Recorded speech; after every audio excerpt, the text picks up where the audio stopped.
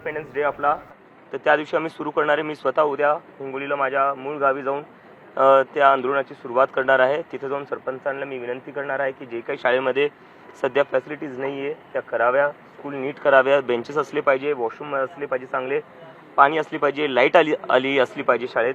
आणि असंच आम्ही जेवढी आमची टीम आहे सगळी देशभरात असे प्रत्येक ते त्यांच्या गावी जातील आणि तिथे जाऊन सरपंचांना आणि गावकऱ्यांना रिक्वेस्ट करतील, कारण की आम्हाला सगळ्यांच्या सहभागाने करायचं आहे, सगळ्यांना सोबत घेऊन करायचं. आणि मला नक्की वाटतं की हा एक असा मुद्दा आहे, गावातल्या ज्या शाळा आहेत त्याच्यासाठी सगळा देश एकत्र येईल. स्वातंत्र्याची परिभाषा माझ्यासाठी तर हीच आहे की जो गावात मुलगा मुलगी शिकतीये, जोपर्यंत त्यांना पूर्ण ऑपॉर्च्युनिटीज आणि फॅसिलिटीज नाही भेटत, तोपर्यंत मला कुठं ना कुठं वाटतं की 80 वर्षानंतरही आपण ते स्वप्न पूर्ण नाही करू शकलो जे डॉक्टर बाबासाहेब आंबेडकर असो, जवाहरलाल नेहरू असो किंवा महात्मा गांधी असो यांनी पाहिलं होतं.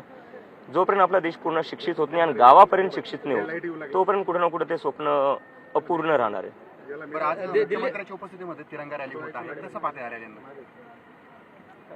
झाली पाहिजे. आता तिरंगा रॅलीवर काय, झालीच पाहिजे. ती स्वातंत्र्य दिवस उद्या आपला, ते झालंच पाहिजे. पण कुठं ना कुठं शिक्षणावरही थोडं लक्ष दिलं पाहिजे. कधीपर्यंत आपल्या गावाकडचे, म्हणजे आता सगळ्यात जास्त महाराष्ट्रातनं व्हिडिओ येत आहेत जे लहान मुलांचे येत आहेत.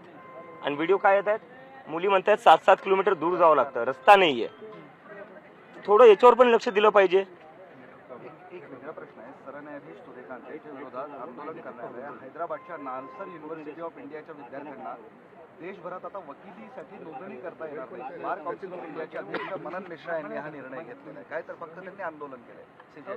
नाही, काल तो आम्ही जेव्हा म्हणलं की आम्ही प्रोटेस्ट करू, त्याच्या एका तासानंतर त्यांनी ते वापस घेऊन टाकलं, माघार घेतलं. अशा पद्धतीचा निर्णय घेणं घेतलं नाही, हे या लोकांची मेंटॅलिटी आहे ना, कुठे ना कुठे एक तानाशाही मेंटॅलिटी आहे की आमचा कोणी विरोध केला तर आम्ही तुम्हाला काहीच करू देणार नाही, तुमचं करिअर आम्ही संपवून टाकू. तर त्याच मेंटॅलिटीने कालचा तो निर्णय घेण्यात आला होता. पण जसं त्यांना दिसलं की लोक संतापलेत, चिडलेले आहेत ना, आता लोक शांत बसणार नाही. अशा प्रकारची जी काही यांची तानाशाही वृत्ती आहे ती याच्या पुढे कोणी सहन करणार नाही. हे काल पुन्हा एकदा सिद्ध करून दाखवलेलं आहे लोकांनी आणि जेनझीनी. ज्या प्रकारे त्यांनी लगेच एका तासात हा निर्णय जो मागे घेण्यात आला, त्यावरनं आता मला वाटतं की सरकार कुठं ना कुठं समजायला लागली आहे की आता ही तानाशाही वृत्ती चालणार नाही जास्त. राजीनाम्याची मागणी होते काही कारणावरून, काय नक्की प्रकरण? कशावर राजीनामा? तो काय, कोणती मिनिस्ट्री आहे सौरभदासकडे?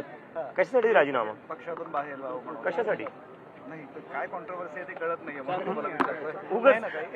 नाही, काहीच नाही. सीजीपीची बैठक होती दिल्लीत, त्यावेळेस तुम्हाला हॉल उपलब्ध करून दिला आला होता, दबाव टाकणार होता, नेमका काय आरोप होता? नाही, आम्ही 7-8 हॉल्स पाहिलेत, पण कोणीच हॉल द्यायला तयार नव्हतं. कारण हे सांगत होते की तुम्हाला हॉल दिला तर आम्हाला आधीपासून धमक्या भेटतात की हॉल द्यायचा नाही सीजीपीला. त्यात खूपच म्हणजे मुश्किलीने आम्हाला एक हॉल भेटला होता. तिथं आम्ही गेलो, पण सकाळी त्यांनाही धमक्या येणं सुरू झालं की जर तुम्ही सीजीपीचा आज कार्यक्रम इथं होऊ दिला तर तुम्हाला उलटं टांगू आम्ही. तर अशा प्रकारच्या दडपशाही धमक्या हे तर म्हणजे काही नवीन नाही आहे. आपण बघतोय मागच्या 10-12 वर्षात हेच चालू आहे. पण किती आवाज दाबायचा प्रयत्न जरी केला, आवाज दबत नसतो.